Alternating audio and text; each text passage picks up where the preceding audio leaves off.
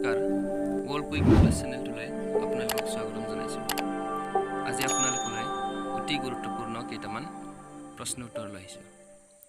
আজি প্ৰথম প্ৰশ্ন হৈছে হোম ৰুল লীগ কোনে আৰম্ভ কৰিছিল? A Bal Gangadhar Tilak, B Annie Besant, C Gopal Krishna Gokhale, D Dadabhai Naoroji. শুদ্ধ উত্তৰ হৈছে option B Annie Besant. Next question, চিপাহী বিদ্ৰোহ প্ৰথমে কোন ঠাইত আৰম্ভ হৈছিল? A Barrackpore, B Lucknow, C Delhi, D Meerut. শুদ্ধ উত্তৰ হৈছে অপশ্যন ডি মিৰাট।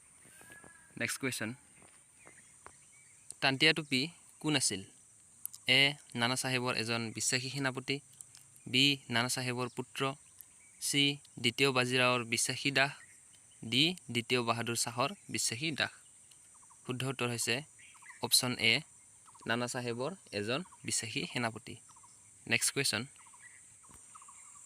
ভাৰতৰ পিতামহ হিচাপে কাক জনা যায়? A doctor B R Ambedkar, B Dadabhai Naoroji, C ন্যায়াধীশ ৰানাডে, ডি মহাত্মা গান্ধী। শুদ্ধ উত্তৰ হৈছে option B Dadabhai নৌৰজি। Next question, মাৰাঠাসকলৰ শেষ পেছোৱা কোন আছিল? এ প্ৰথম বাজিৰাও, বি মাধৱ ৰাও, চি দ্বিতীয় বাজিৰাও, ডি নাৰায়ণ ৰাও। শুদ্ধ উত্তৰ হৈছে অপশ্যন চি দ্বিতীয় বাজিৰাও। নেক্সট কুৱেশ্যন, আৰ্য সমাজ কোনে প্ৰতিষ্ঠা কৰিছিল? এ ৰাজা ৰামমোহন ৰায়, বি স্বামী ৰামকৃষ্ণ, চি স্বামী বিবেকানন্দ, ডি স্বামী দয়ানন্দ সৰস্বতী। শুদ্ধ উত্তৰ হৈছে অপশ্যন ডি স্বামী দয়ানন্দ সৰস্বতী।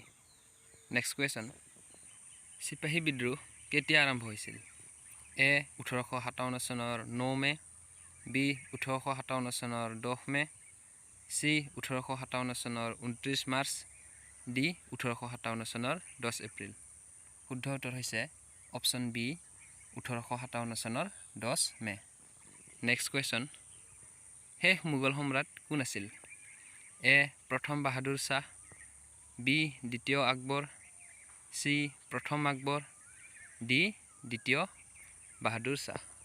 শুদ্ধ উত্তৰ হৈছে অপশ্যন ডি দ্বিতীয় বাহাদুৰ শ্বাহ। নেক্সট কুৱেশ্যন, ব্ৰহ্ম সমাজৰ প্ৰতিষ্ঠাপক কোন? A Raja Rammohan Roy, B Swami Dayanand Saraswati, C Ramakrishna Paramahamsa, D Swami Vivekananda. শুদ্ধ উত্তৰ হৈছে option A Raja Rammohan Roy. Next question, Simanta Gandhi হিচাপে কাক জনা যায়? A Mahatma Gandhi, B Pandit Jawaharlal Nehru, C Khan Abdul Ghaffar Khan, D Maulana Abdul Kalam. শুদ্ধ উত্তৰ হৈছে অপশ্যন চি খান আব্দুল গফুৰ খান। ভিডিঅ'টো শেষলৈ চোৱাৰ বাবে ধন্যবাদ। আৰু যদিহে ভিডিঅ'টো ভাল লাগিছে তেনেহ'লে চেনেলটো ছাবস্ক্ৰাইব কৰি কাষতে থকা বেল আইকনটো প্ৰেছ কৰি দিয়ক আৰু লগতে বন্ধু বান্ধৱীৰ সৈতে শ্বেয়াৰ কৰক।